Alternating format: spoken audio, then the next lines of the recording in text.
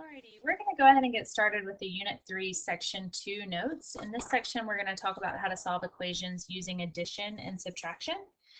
The first definition you should be familiar with are inverse operations. These are two operations that simply undo each other. An example would be addition and subtraction. They are inverse operations. Equivalent equations have the same solution. So if we look first, we can use subtraction to solve an equation. If we subtract the same number from both sides, it will produce an equivalent equation. So with the first example, we have x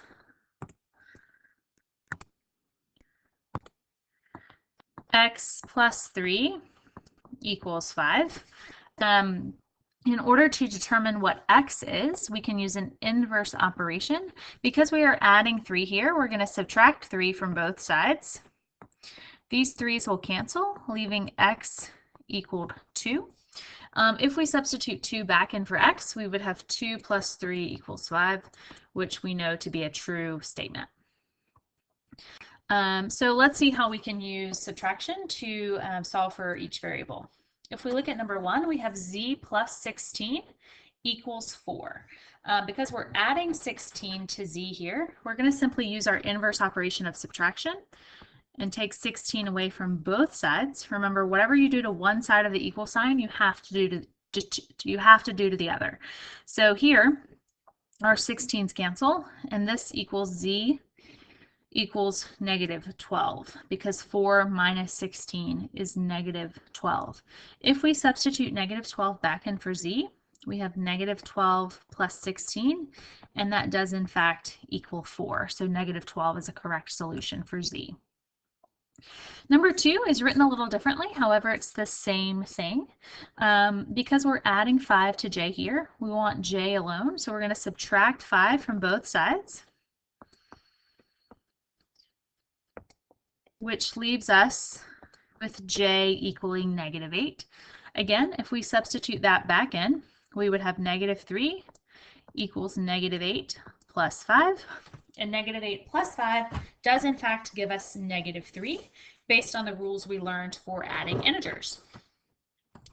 I'm going to leave number 3 for you to try. But again, if you have any questions, please be sure and ask a teacher. Number 4, we're adding 13 to h. So again, we're going to use that inverse operation and simply subtract 13 from both sides.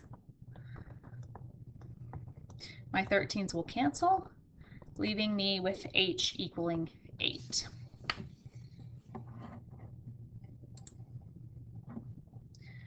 Moving right along, just like we use subtraction to solve equations, we can use addition.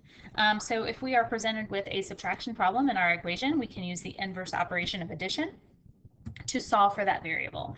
So in our first example with number 1, a minus 20 equals negative 3. We're going to add 20 to both sides because adding 20 would be the inverse operation.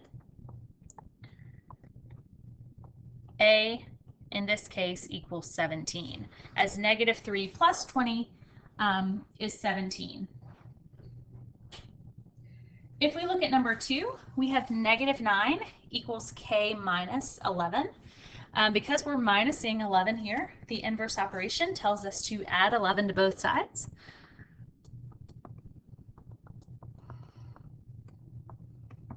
That does in fact give us 2 as k. If we substitute that back in, negative 9 would equal 2 minus 11, which we know to be true. Number 3, we have negative 28 plus p equals negative 3. We're going to add 28 to both sides. Negative 28 and positive 28 cancel, leaving us p equaling 25. I'm going to leave number 4 for you to try, but again, if you have any questions at all, don't hesitate to ask your teacher. Here we have some mixed practice, which we're simply going to combine our like terms and then solve for the variable. So in our first example, we have 10 plus k plus 6 equals 22, which we can rewrite that as 10 plus 6 plus k equals 22. That would be 16 plus k equals 22. Because we are adding 16 here, we want to subtract with that being the inverse. So we're going to subtract 16 from both sides. Positive 16 and negative 16 cancel, leaving us k equaling 6. I'd like you to try number 2, but again, if you have any questions at all, don't hesitate to ask your teacher. Number 3 is y minus 6 minus 10 equals 0, which we can rewrite this as y minus 16 equals 0. If we add 16 to both sides, we get y equals 16. If we substitute that back in, 16 minus 6 minus 10 does in fact equal 0. Number 4, we have negative 9 equals negative 15 plus negative 3 plus b. Negative 9 equals negative 18 plus b. We're going to add 18 to both sides. Negative 18 and positive 18 will cancel, leaving us b equaling 9. If we substitute that back in, we have negative 9 equals 15 plus 9, negative 15, sorry, plus 9 minus 3.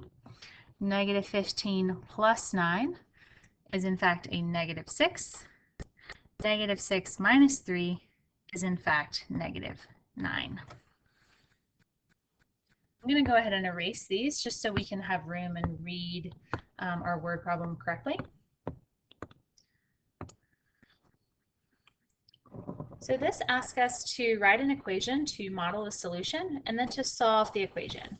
So it says we paid $1.70 for a box of oatmeal after using a coupon for 80 cents off. So we got a discount of 80 cents. We want to find out the regular price of the oatmeal. What would we have paid if we didn't have that coupon? So the final price that we paid was $1.70, but we paid that after using a coupon. So we don't know how much it would have been originally. So we're going to deem that to be X. Then we're going to take off that 80 cents with subtraction. We're going to use the inverse operation and we're going to add 80 cents to both sides of our equation. These will cancel, leaving us with the total cost of oatmeal equaling $2.50. So if we didn't have that coupon, we would have paid $2.50 for the box of oatmeal. Number 2 is a similar problem with 160 players in a soccer league. That was 23 more than last year. So we don't know how many players were in the league last year. That's what we're trying to determine. So 23 players more than last year, which is what we're trying to determine, equals 160. So now we're going to use the inverse operation and subtract 23 from both sides, leaving us X to be 137. So last year in the soccer league, there were 137 players.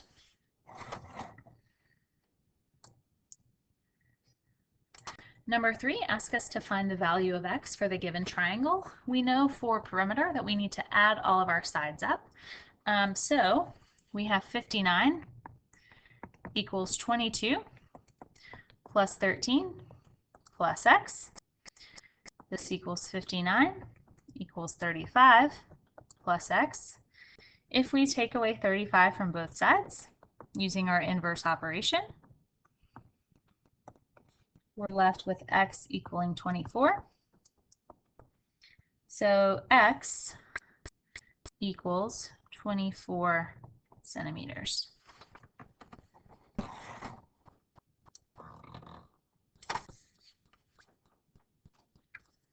The last set is some review problems reviewing absolute value.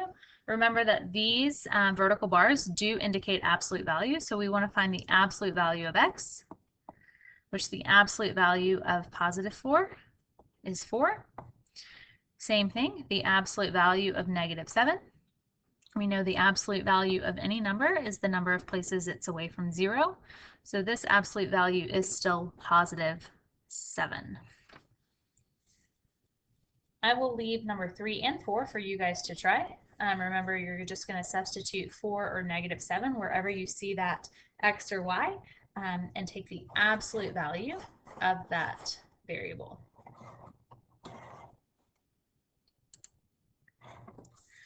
Lastly, we have a word problem, which tells us that dolphins can swim at a constant speed of 20 miles per hour for long periods of time. I wish I could run that fast, but unfortunately I cannot. So we're asking how long it takes for a dolphin to swim 60 miles. If you remember, this problem is quite similar to the elephant's problem in section 1. So if we think about this, the dolphins are swimming 20 miles per hour, 20 miles for every 1 hour. So we are asking ourselves, if they swim 60 miles, how long does that take them? I will let you determine that, but think about for every 1 hour, they're swimming 20 miles. So if they swim 60 miles, how long will they have been swimming for? Again, that concludes the section 2 notes for Unit 3.